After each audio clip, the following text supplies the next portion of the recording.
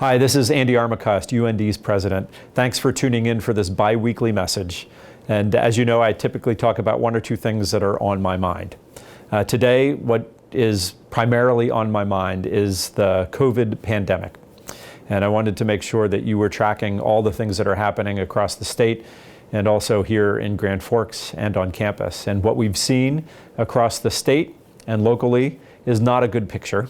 The levels of positivity of our testing is higher than it's been in a long time.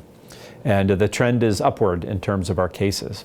And if you look back to what happened in the summer, we had great systems in place that we still have in place currently. And the number of cases peaked at 330. And then we were able, through testing, through quarantining and isolation, and through good health practices, we were quickly able to drive that number down.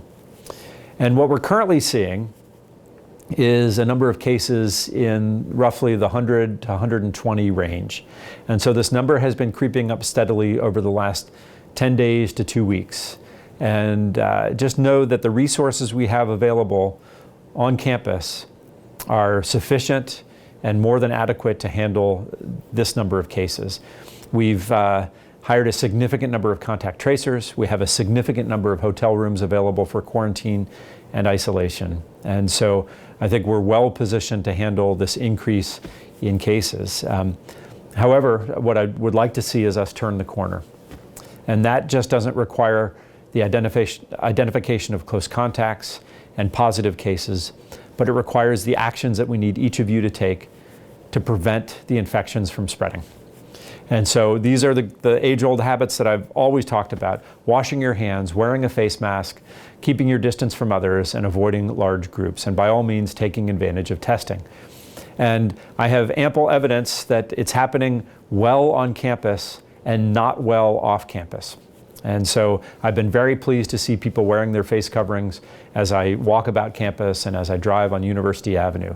That's great news. But I need you.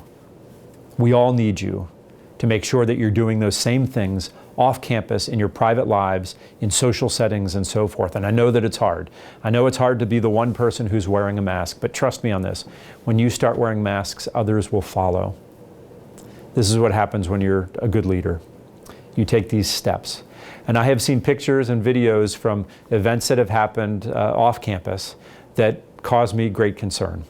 People recklessly gathering in tight spaces, in large numbers, in close proximity to each other without face coverings.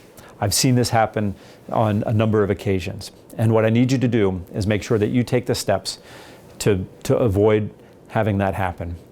And furthermore, the response from some have been, well, there's no city ordinance that prevents me from doing this, or it's off campus and the rules on campus don't apply.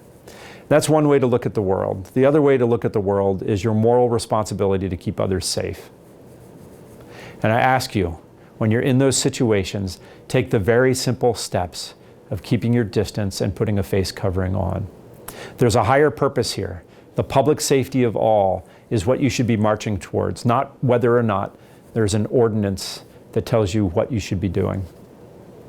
So please, keep yourself safe. Take the actions you need to make sure that you keep others safe. Wear your mask, wash your hands, keep a distance, and avoid large gatherings.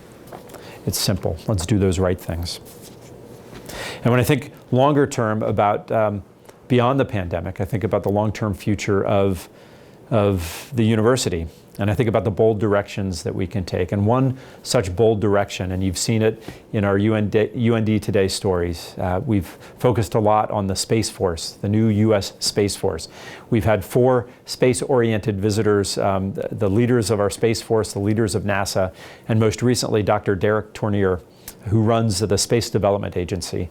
He's fielding an amazing system in space that provides the infrastructure for communications in space, and this supports both commercial and defense applications. And he quickly pointed out the connection between autonomous systems and the systems that we'll be fielding in space. And I think UND is uniquely positioned to take advantage of this opportunity, to look beyond where we are now, which is our Earth-based systems and to really amplify our work on space systems that happens in the Odegaard School to look at an expanding portfolio of research and educational opportunities here on our campus. So I've asked the Odegaard School and the College of Engineering and Mines to really take a close look initially on what types of programs, both on the research front and on the education front, that we could explore to expand our reach, to do things in space that we haven't imagined, and to really start thinking about how it involves the entire campus, whether it's business and entrepreneurship, whether it's space policy and space law, whether it's physics experiments that are launched aboard satellites that we could launch from here in Grand Forks. Okay, we won't physically launch them from here, but we can certainly design them, build them, and then control them from Grand Forks. There's a lot we can do. It's an exciting opportunity. And then in addition, we have a Space Force member who is among us. Major Jim Francier from our ROTC detachment for the Air Force is now a Space Force member. And so we'll be profiling him in an upcoming publication about what it means to be in the Space Force and what the Space Force does that's different from our Air Force. And as we're talking about all this space stuff, your imagination is running wild, I'm certain, about movies that you've seen about space, whether it's Star Trek or Star Wars. When you think about Live Long and Prosper or To Infinity and Beyond, there's just this wonderment that should exist, this idea of discovery and charting a new course for the university and using space as our next frontier. So there's optimism and hope for the long term. There's many things that will happen on our campus over the long term. And in the short term, let's keep our full and undivided attention on the pandemic. Let's do the right things to keep each other safe. Let's do it together, and let's do it as one UND. Thanks.